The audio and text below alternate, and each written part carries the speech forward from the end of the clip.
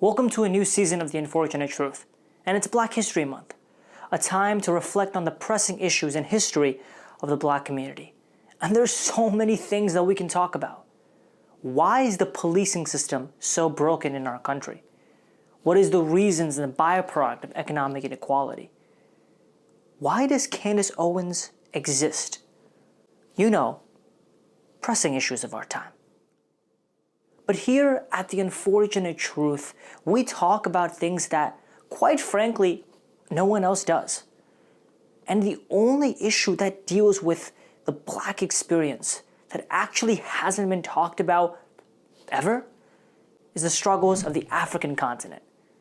Now, here's the part of the show where I would usually show you film clips or news clips about the problem, but quite frankly, that is the problem. We don't talk about this continent at all. In all honesty, we know jack shit about it. You don't know any African country. You can't name even one. No. Mexico is not in Africa? All right. Honestly, I'm okay with that kid's answer. It's at least better than Trump's Department of Agriculture, who put Wakanda as a free trade partner. I know what you're thinking. Was he looking for vibranium? If so, I want some. All jokes aside, when we actually are exposed to the continent's problems, we either A, assume the problems all apply to 54 countries who live in some mix of the Lion King and Madagascar, or B, try to pack up our things and camera and try to quote-unquote save Africa. We've all seen those celebrities and those commercials who pity a few children and then never to hear from them ever again. Don't understand what I'm trying to say? Well, I'm going to let my boy Michael take this one. Each time there's filmmakers from overseas come down to Africa, I'm the first person they call. I've got mad skills. Wait for it, and that is South Africa. It's my first time in Africa, and as a young mother, I'm really looking forward to meeting the children. Your father, where is he? My father left when I was 2 years old. He went to look for a job, and he never returned ever since. So I've been the man of the house.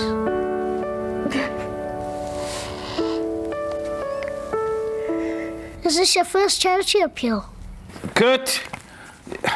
Michelle, you must stick to the script. So, Michael, where is your father now?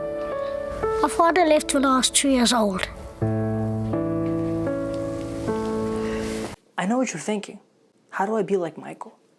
Yet all jokes aside, that doesn't mean we shouldn't help them in this way. Many parts of the continent go through major problems that are in these commercials and people go try to solve, such as corruption, gender inequality, malnutrition, poverty, and so much more.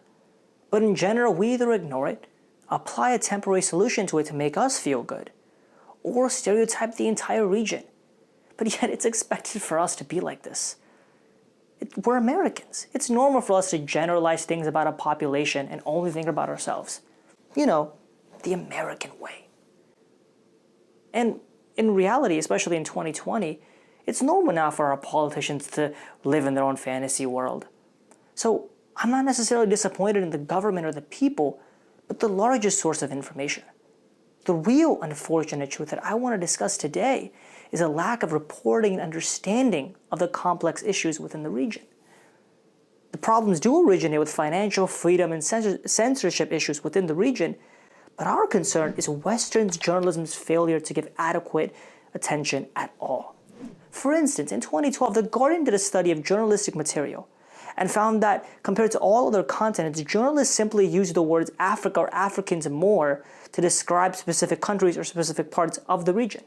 Now here's a newsflash. Africa is not a country, it's a continent. Imagine if we started to say North Americans for Americans. Doesn't make any sense. Moreover, US outlets also tend to underreport major disasters within the region.